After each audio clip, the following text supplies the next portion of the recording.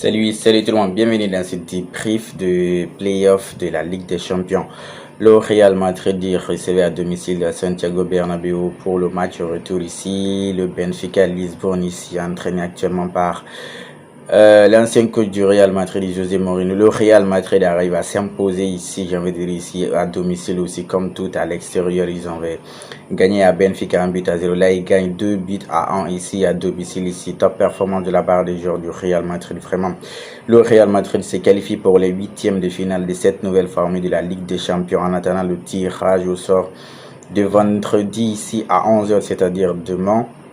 Le Real Madrid a fait l'essentiel, j'ai envie de dire, parce que là, ce Real Madrid, surtout en deuxième mi-temps, c'était un autre Real Madrid. Mais on a vu un Benfica ici commencer très fort ce match ici, puisque c'était à eux de faire le match, c'était à eux déjà de remonter le 1 but en retard qu'ils avaient pris ici à domicile. Du coup, Benfica a réussi quand même à marquer ici le premier but ici de Benfica ici est venu ici en première mi-temps. Du coup, le Real Madrid c'est Rafa Silva qui a marqué pour le Benfica. Du coup, le Real Madrid devait directement réagir ici, puisque là, il revenait à 1-1.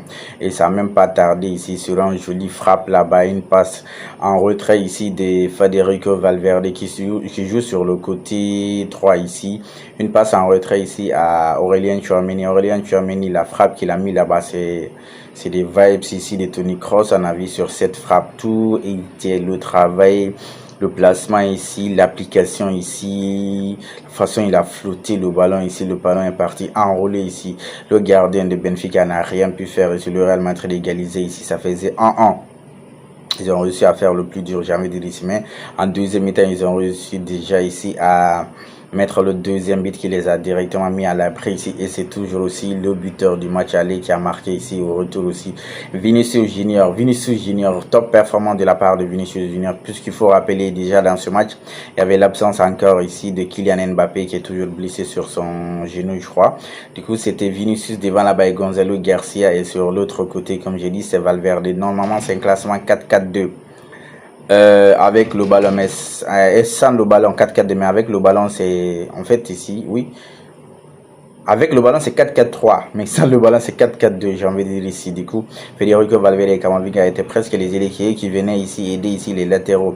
Plusieurs fois Federico Valverde venait couvrir Alexander Arnold ici de l'autre côté là-bas. Carrera se faisait aider par ici Camavinga, mais Vinicius, le match, il nous a sorti lui. À chaque match, il fait des dribbles incroyables. J'ai envie de dire, Vinicius, il peut te dribbler, il s'arrête, il t'attend, tu reviens, il te dribble encore pour continuer. Vraiment, Vinicius, c'est ce qu'on nous demande de faire ici, c'est d'être ce Vini qu'on a eu en 2024-2025. Le niveau qu'il nous a donné là-bas, niveau Ballon d'Or, vraiment, c'est ça, il doit retrouver ici, malgré tout ce qu'il subit, malgré tous les cris ici. Mais déjà, pause. On est à Santiago Madrid, d'accord? On est au Real Madrid. Pourquoi les supporters de Benfica sifflaient à chaque fois que Vinicius touchait le ballon? Vous êtes à l'extérieur. Qu'est-ce que les supporters du Real Madrid ont fait? Ils n'ont pas repliqué. C'est pas possible. On siffle votre joueur dans votre stade ici à domicile et puis vous regardez, ça vous ne faites rien. C'est pas possible. Ils devaient directement eux aussi à leur tour siffler à chaque fois qu'un joueur ici de Benfica touche le ballon à leur tour. Mais ils n'ont pas fait ça. Ils n'ont pas du tout sifflé de l'autre côté. Quand même, le Real Madrid fait l'essentiel. Il s'impose sur un score aussi de 2-1, buteur Vinicius. Aurélien Tchouameni, top performance. Et puis, homme du match pour le match au retour aussi. Donc, si c'est géré, mais il faut aussi parler du match ici, du gardien ici, Thibaut Courtois, top performant de la part, parce que les arrêts que Thibaut Courtois a fait, l'arrêt sur la barre transversale, l'arrêt à terre, qu'il est parti très vite sur cette frappe. Il y avait deux défenseurs devant lui, mais le ballon, il est venu vite. Et le gars, de toute façon, il est allé très vite ici, alors que c'est quelqu'un qui a, 2 mètres de taille ici, j'ai envie de dire ici. Le gardien Thibaut Courtois, c'est pas facile de lui marquer. Vraiment top performance. C'est pourquoi moi, quand il fait des erreurs, je tombe pas sur lui, parce que le nombre de fois qu'il sauve le Real est plusieurs fois ici supérieur ici au temps où il arrive à faire quelques erreurs ici. Mais souvent c'est parce qu'il est livré à lui-même. La défense du Real Madrid, c'est pas possible. Asensio est sorti sur blessure après avoir eu un télescopage avec son coéquipier Camavinga.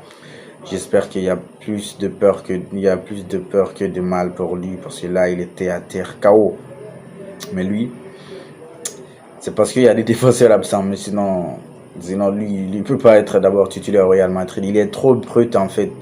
Asensio est trop brut, Asensio est trop agressif, c'est pas bon du tout dans un match. Tu peux avoir des cartons rouges, tu peux avoir des fautes inutiles. La frappe, le centre qu'il est parti contrer là-bas, si c'était pas ici l'arrêt de Thibaut Courtois, Benfica allait faire 10 à 2-0.